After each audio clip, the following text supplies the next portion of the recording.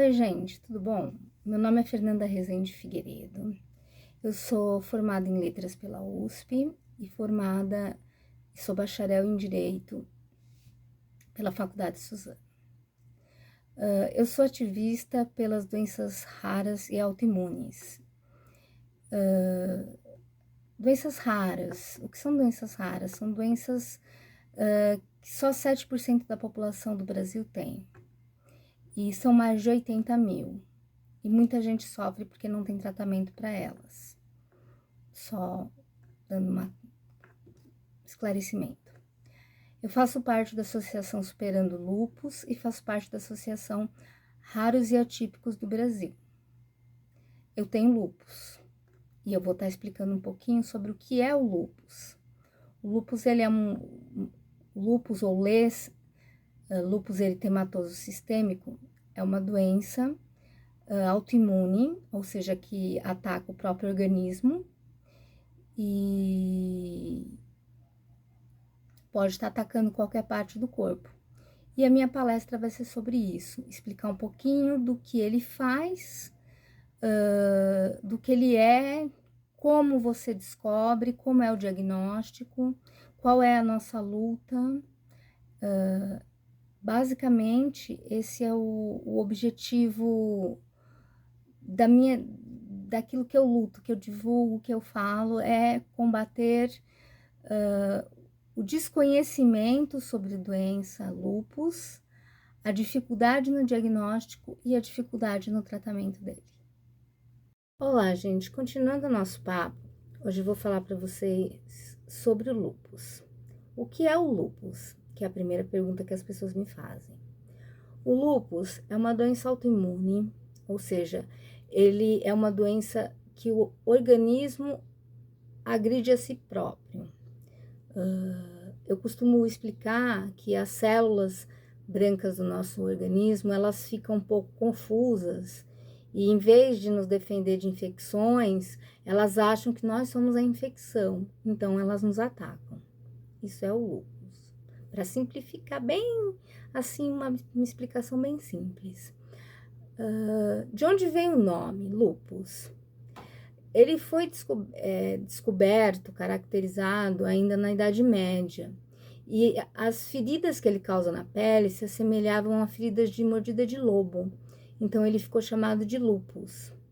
Nós temos dois tipos de lupus. O lupus eritematoso sistêmico, que é lupus eritematoso, eritema de feridas, né, de marcas. Sistêmico, porque ele pode afetar qualquer sistema do corpo, ou seja, ele pode afetar o corpo todo. E nós temos o lupus discoide, que é o que dá na pele, causa feridas e machucados na pele. Ambos são muito perigosos.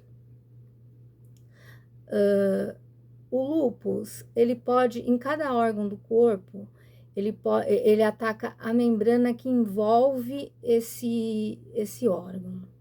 Então, você pode ter uma vasculite, uma pleurite, uma flebite. Ele, como vou dizer, comigo, eu tive uma pericardite, ou seja, eu tive água na membrana do coração. Fui internada, tive que fazer uma pulsoterapia, geralmente ele é tratado, muitas vezes ele é tratado com corticoides, nem sempre, siga sempre a orientação do seu médico.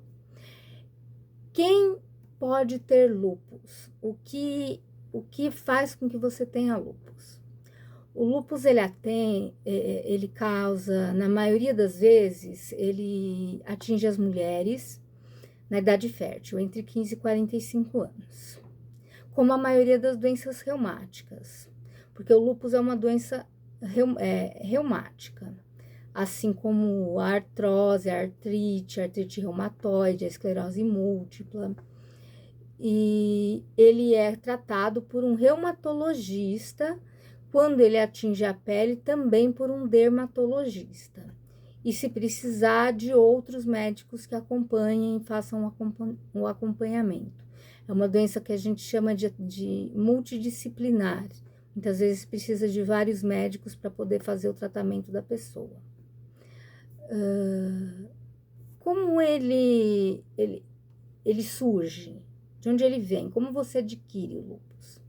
O lúpus, ele tem um fator genético. Provavelmente, se você tem o lúpus, alguém na sua família anteriormente teve algum problema reumático, ou mesmo lúpus que não chegou a ser diagnosticado, e você acaba tendo essa herança genética, mas ele acaba podendo ser desencadeado por fatores ambientais, emocionais, estresse,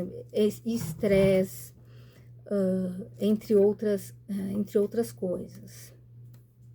Ele é uma doença autoimune, degenerativa, incurável, e é engraçado, né? Eu nunca tinha tido nada, quando tive, logo veio uma doença que não tinha cura. Hoje em dia existem imunossupressores e agentes biológicos, que são outros tipos de remédios mais fortes, que têm tido uma resposta muito boa para o tratamento do lúpus. O que mais quais serão mais as dúvidas das pessoas a respeito de lúpus? O que mais eu posso dizer? Como ele foi para mim, eu tive, como eu disse, um derrame no pericárdio, né, pericardite, eu tive vasculite. A vasculite é quando ele inflama os vasos sanguíneos. Ela é muito séria, porque ela pode acontecer em qualquer vaso sanguíneo do corpo, inclusive na cabeça.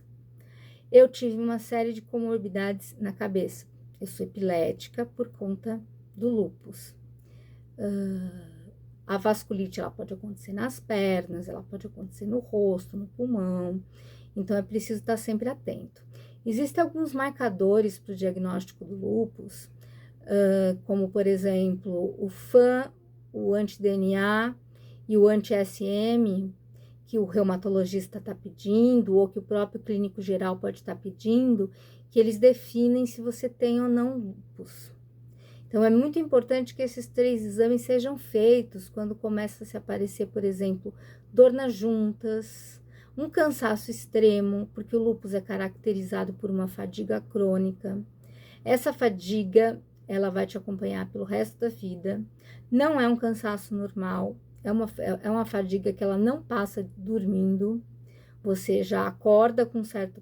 Você acorda com a bateria em 75%, eu costumo definir assim.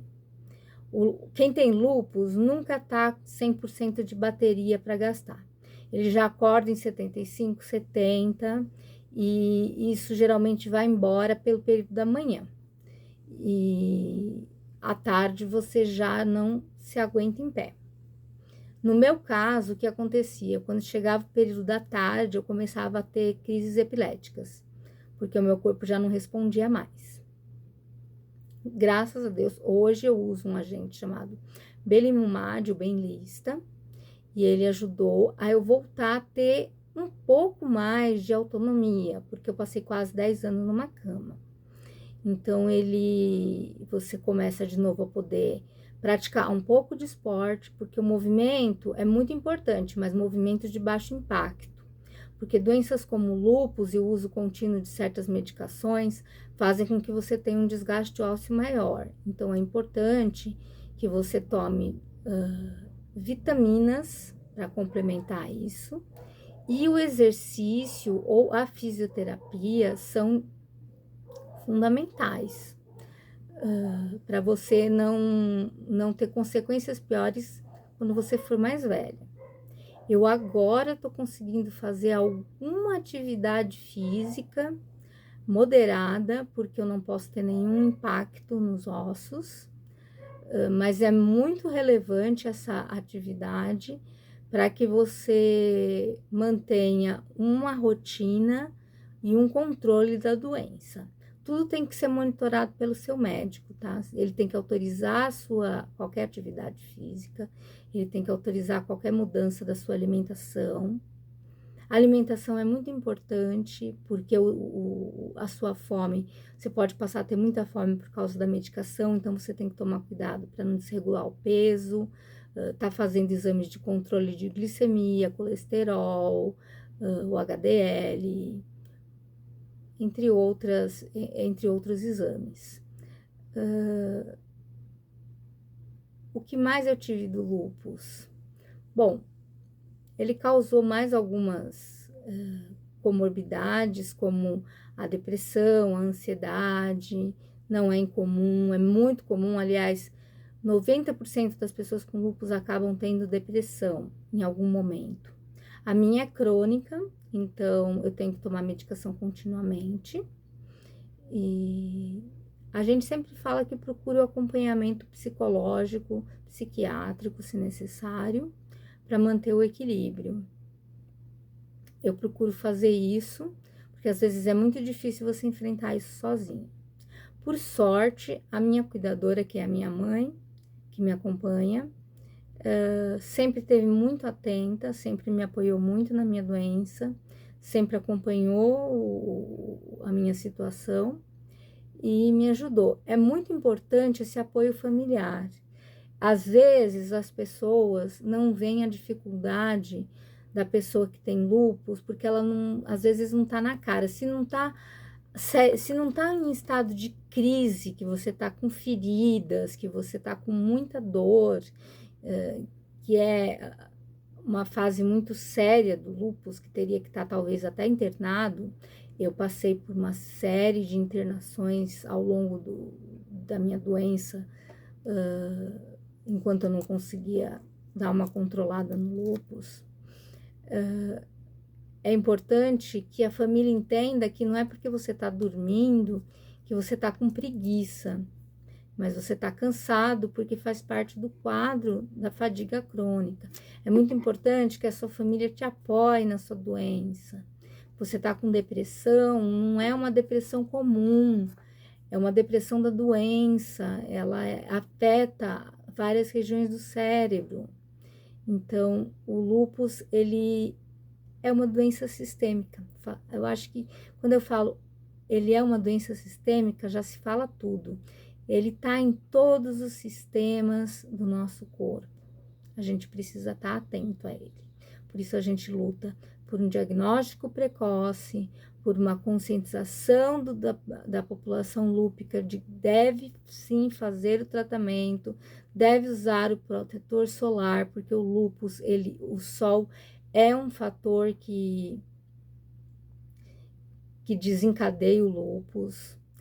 Deve sim procurar um tratamento e não parar o tratamento quando o lúpus entrar em remissão.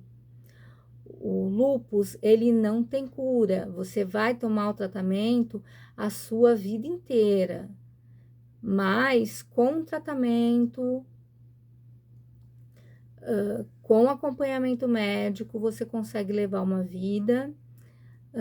Eu não vou dizer para vocês que a minha vida, no caso, que passei por muitas comorbidades, no meu caso seja normal, mas você consegue levar uma vida equilibrada. Mas é importante que você não descuide, que você procure os seus cuidados, que você vá atrás dos médicos, faça os exames certos e use os remédios. Eles têm efeitos colaterais? Tem, mas opte sempre por estar viva. Opte sempre por estar viva. Acho que é isso que eu tenho para falar do lúpus para vocês.